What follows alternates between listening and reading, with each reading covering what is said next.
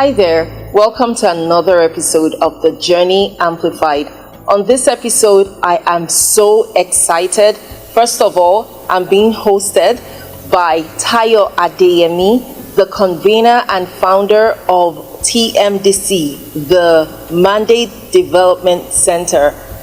It's so nice to be here and to be hosted by you today, Tayo. Thank you so much. Thank you, Damilola, and we're happy to have you. Well, do I say thanks for having me? And well, exactly. The feeling is mutual. And Yeah. this is amazing, by the way. Thank you. This center is unique. It's one of the first of its kind in this city, and I'm so excited to be here with you today. Thank you, Damilola, and welcome to the Mandate Development Center, a non-profit innovation hub here in the city of Moncton, serving the entire Atlantic and Canada. And we're happy to put this together. It's been a journey, and looking forward to this conversation. Let's see. Let's get to meet you. Who is Tayo, and how did Tayo come about with this amazing idea? Let's get to know you. I'm a project manager by career, and I've spent the last 10 years of my life in social services, building communities, supporting out-of-school children in Africa, and migrating, coming to Moncton in Canada. It's been an experience which I saw the opportunity to make impact, intentional impact, and that has been the interest coming to this part, coming to this level, and it's been an experience for me, and I'm looking forward to how this is going to go from here. Building this journey, the TMDC, and getting to this point, it's been an experience. And That's I'm amazing. looking forward to share that. Okay, so let's take a few steps back. So you mentioned that you are a project manager. Is this something that you were doing from way back Nigeria? I was a construction project manager I came in here in 2022 with 16 years experience in that industry. In real estate development, building multi-unit estates, as they call it over there in Nigeria and Africa. And that has been the journey in that regard. Like I said, I'm a multi-facet, career-driven personality. You know, I have interest in construction. I have background also in the media. So tell us, what exactly was the driver to coming into Canada or to New Brunswick? I mean, because I hear that you were into construction, as a project manager, and then you were also involved in media, you mentioned. Was there anything in particular that sparked your interest to come into New Brunswick or to Canada? As they say, for family, we got to a point where we realized that we've done enough, like we've done enough in Africa, and we felt it's time to move and build more on ourselves in terms of capacity, and have the opportunity to also look at other culture. And when we were making those research at that time, we saw that Canada actually had to be a place where we need to consider, and that was a decision we made as a family, and we started the journey. And actually, everything moved so fast. Within 18 months or thereabouts, we were here despite the COVID impact. Yeah. 2022 July 31st, we landed in Canada, and on August 4th, we arrived in Moncton as a permanent resident, and the rest has been history. Interesting. Okay, I recall some of the conversations that we had back a couple of weeks ago, and you had mentioned about your experience when you arrived in Canada, and that was part of what formed your decision to actually start a development center. Do you want to share that experience? The foundation of this journey to TMDC was that despite all that we did in Africa on social services, and fortunately, when I arrived in Moncton, my first residence was located on the high street. Okay. So, few blocks from downtown. And the second day of our arrival, I just took a walk across the mountain road to just see what's going on in the environment, newcomer, new immigrants, with that interest to know what's going on, and just took a walk. And the first thing from 2-3 blocks was I started seeing the homeless, people with different things. I say, oh, really? Why here? This is just Tayo right here. I mean, these are my friends and my people and all of that. The excitement to see that, this is actually where the journey will begin. Like, there is no stopping. It's a continuation of where we stopped in Africa, and we are here. And right there, right on the very 24th, the very first night, the first 48 hours in the city, and I was living in the midst of the homeless community, and I felt, okay, it's time to get started. And right there, I started making research. How do I get this done? Of course, in non-profit organization, what do I need to know? I started searching for knowledge, research, asking questions. Who is already existing? What is existing? Making sure that while we're developing all those framework, that we took time to ensure that we didn't duplicate existing programs or projects or innovations. We did a need assessment to ensure that everything we developed are based on the need of the community, and also even the Canada as a country. We don't need to stop. Let's continue from where we stopped in Africa. And I spoke to my wife about it, incorporated the organization, and we started moving, networking in the system. While you were speaking, I was just thinking about it. You seem to have headed towards something that people would normally move away from. When people get into an environment and then they find people or an area or a community that involves or includes individuals who have been displaced from their homes, people want to move away from that. But you went towards that to try to find a solution, to try to make an impact.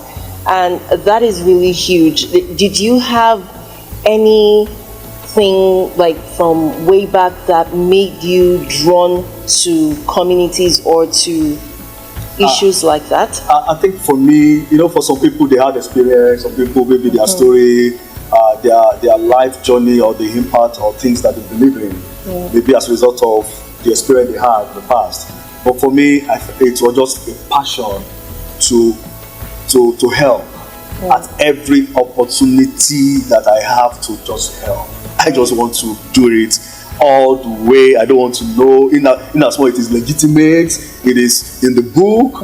I just want to get it done, and that's just me. So anywhere I find myself in any community, in any city, and there is an opportunity to help, to show kindness to people, to show compassion to people, I just want to do that. And I felt, in fact, I remember that when we told someone before our arrival that we got our house, our apartment around High Street, and the person said, "Oh, why do you want to live on High Street? No. I said, what's going on? Is it why? I mean, we did all research. We believe everywhere in Moncton is safe to live, and I don't know why, and that was that. So when we came, I already had that, like, what is going on in this High Street that this person was trying to create that awareness, like, no. And when I finally saw the High Street, I said, it's a beautiful place. Those people, they display the underserved.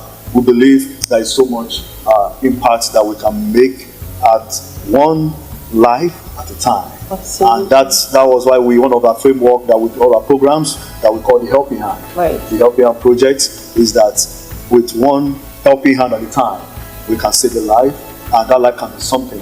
Every life matters. And Absolutely. That is our agenda. Thank you. Yeah, helping hands. Was going to be my next question. I was actually going to pick on that to say that you love helping, and one of the initiatives that you help with is the helping hands. Okay, so you spoke already about the helping hands. What about the other initiatives that you? So the Moncton Development Center has 3 expressions and interests. Right. In community development, media, and housing.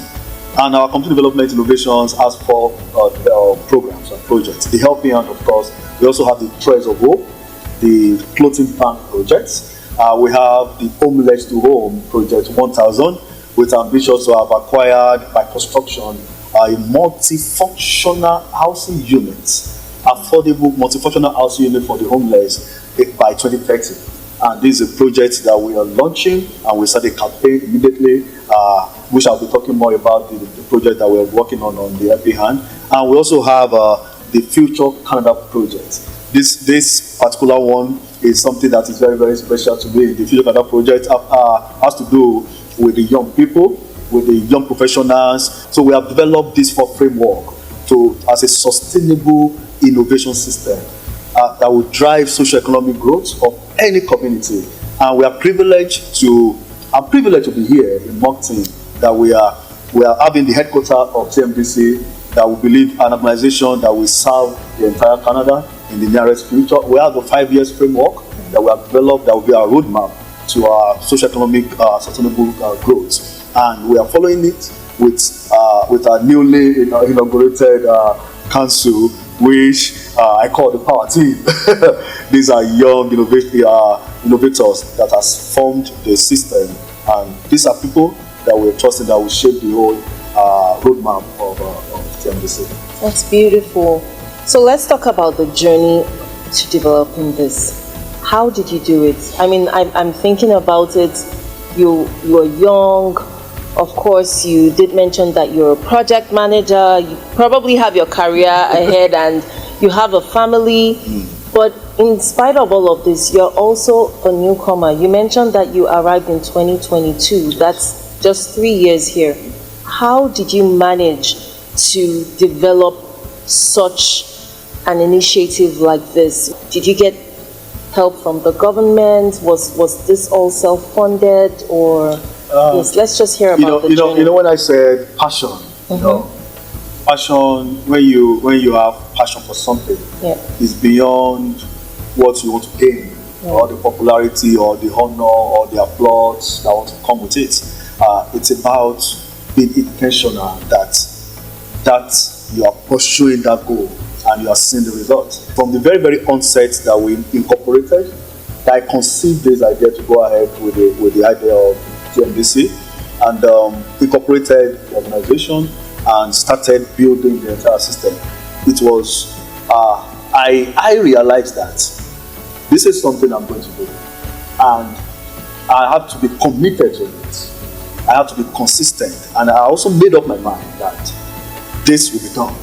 So, despite all distractions, despite all the challenges that along the journey, I was resilient. I knew that this will be done, and it must be done very, very well. So I built every single system through research, through survey, with input from allies, from professionals, from even the entire team that has worked with us along the journey. Talking about funding, up till now, it's been 100% self-funded, and that is where the passion comes from. Like, how, where, how, all of this. So it was from every penny, every dollar, every day, sleepless nights, getting things done, one after the other, installations, and this entire space took about 2 months, to put everything together, and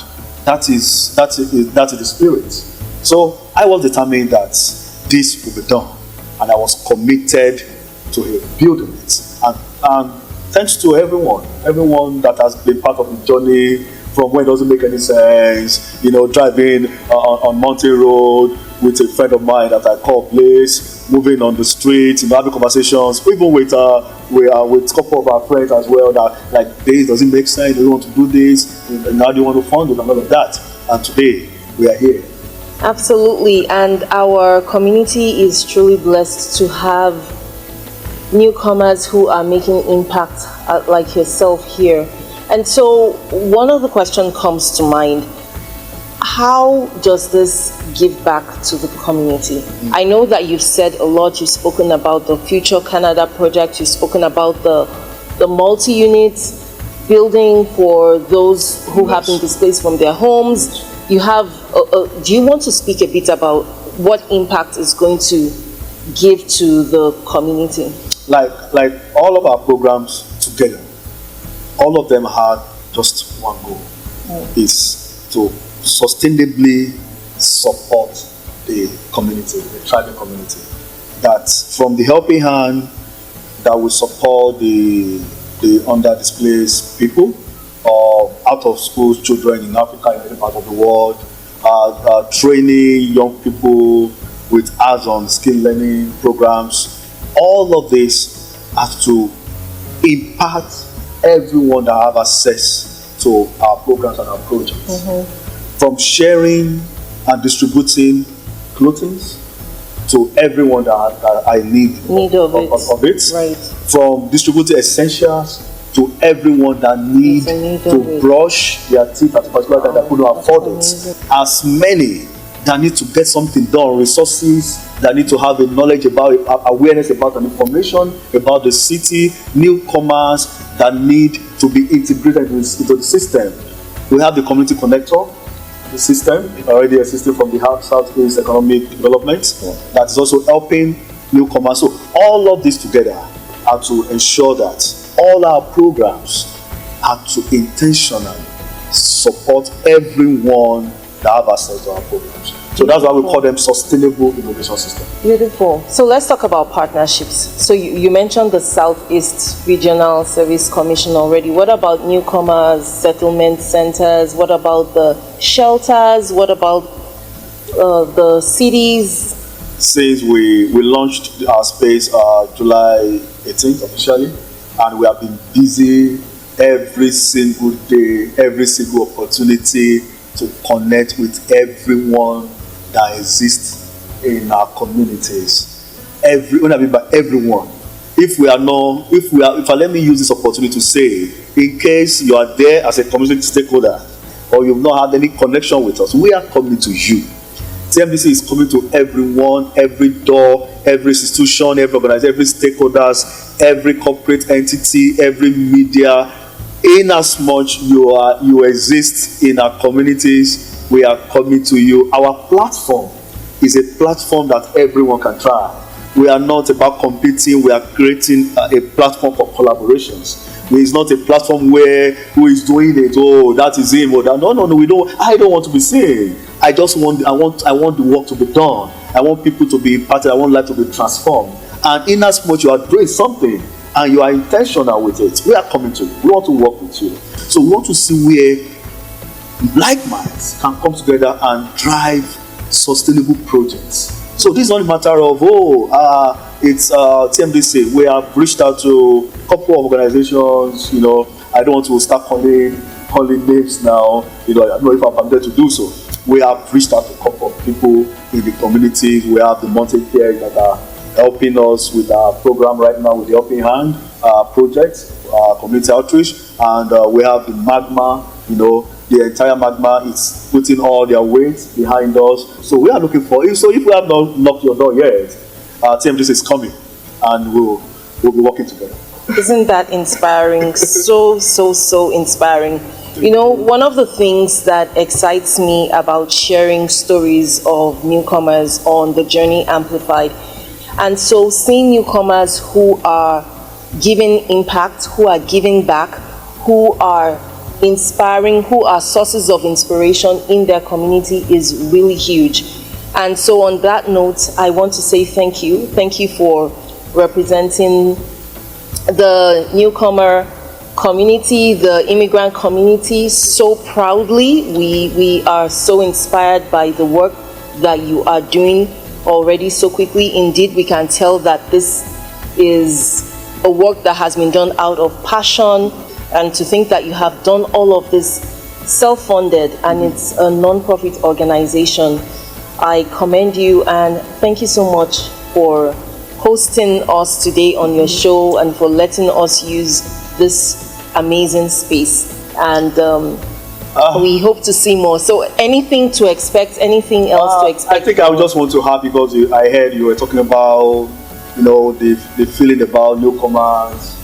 When they come, they see themselves as like the second class, thinking like, So for me, I want to send a word to those people that might be coming again. People always come to a city every day. Migration is normal, it's a daily thing. So in case you are a newcomer or you're just trying to find your place, and you have access to these visuals, you can be every single thing you imagine. It's possible beyond the career, beyond the income, beyond the paycheck. There is so much more. So I want us to come all out to communities, network, meet people. Don't just go to work and return back home and sit under TV, and come out to the community, check out what is going on in your community, find a solution, join a group. There are a couple of tech system innovation hub in our communities. Subscribe to any one of them, be part of this development. We are here, I live here in Moncton, and this is my home. These communities and every other communities that I have the opportunity to touch, to reach, to see them thrive. Join us, join TMDC or any other group that you feel you can contribute and make an impact and give back to this community. We welcome you, and find your place in these cities. They are open for everyone. Indeed. Thank you so much. Oh my gosh, those are so inspiring words that you have shared there. And just to add to what you have mentioned, Canada really seeks for economic immigrants more than anything else. And so it's important coming in as immigrants that we're able to add to the economy of the country. And that is really what you're doing by this. And once again, I want to say thank you. There's no way I will be on this show, on the Journey Amplified, and I'm not going to say this, that you were one of those people that I researched when I was researching about immigrants, that I actually researched about, that I saw their name pop up, and like, who is this lady, what does she do? And I'm happy that years back, searching about the system, came across Jamil Ajibade as the voice behind the Journey Amplified, and finally sitting on that show right here. I don't know what could be more fulfilling than that. So I'm privileged to connect with you. Thank you for all you do. Thank you. Thank you so much, Tayo. Well, there you have it, and you heard it. Dreams come true on the Journey Amplified as well. Thank you so much for that. Thank you.